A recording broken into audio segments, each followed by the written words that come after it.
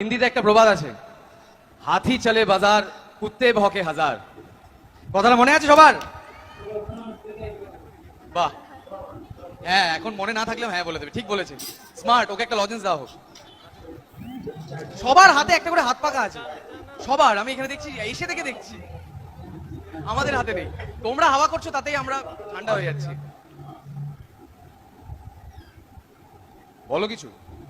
সব তো দুর্জয় বলে নিচ্ছে, সবার তো দুর্জয়কেই পছন্দ। আমি তো দেখতে পাচ্ছি সবাই দুর্জয়ের সাথেই গল্প করছে। আমি কি বলবো বলো তো?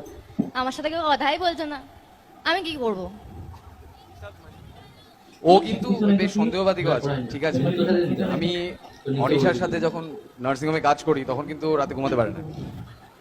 ভাবো, রোজ রাত্রিবেলায় আমার বরটাকে টেনে নিয়ে যায়, আমি কি একটু সন্দেহ করতে পারি না আনিশাকে? আমি আমার বরের উপরে একদম আমার ফুল ট্রাস্ট আছে, কিন্তু আনিশার ও উপরে তো নেই। ভাবছে আমি অনিশার চোখের দিকে তাকিয়ে আছি, আমি যে পেশেন্টের নাড়ি কেটে দেখছি ভেতরে কি কি আছে সেটাও বুঝতেই পারছে না। আমি ওই যে রাত্রিবেলা আমি আমাকে কি কি করে দেখতে বুঝবো হচ্ছে। বলো তো? তুমি আগের বার দেখোনি কি হয়েছে? আমার বরটাকে ভুলভাল ভাবে ডেকে ওই 31st নাইটে নিউ ইয়ারের সময় নিয়ে গিয়ে নিজের বাড়িতে শুয়ে দিল। এটা কি কোনো কথা?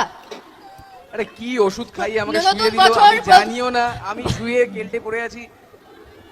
ওকে ছোট বাচ্চা, ওকে যে যা খাইয়ে তোকে খেয়ে ওখানে চলে যাবে, এটা কোনো কথা হলো?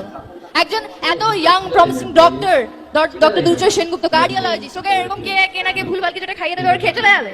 এটা কোনো মানে হয়? আরে আমার মনটা তো এখনো শিশুই, তাই জন্যই তো আমি ওকে ঘরে এনেছি, যাতে ও আমাকে সামলাতে পারে। বাবা আবার নিজেই কিন্তু বলে যে আমি নিজেই ছোট্ট, আমি কি আমাকে সামলাচ্ছি, আবার নিজে এখন বলছে যে ও শিশু। মানে ওই কি বলবে, খুব কনফিউজড। হ্যাঁ, এমনিতে আমার 3টে মা। একটা আমার মা, একটা বউ মায়ের সমান হয় বলে আজকাল। আজকাল কেন, চিরকালই বলে। কারণ মনে আছে তো সবার, পার্বতী মা হয়ে শিবের বুক থেকে অমৃত পান করার সময় যে বিষটা গেছিল সেটা বার করেছিল।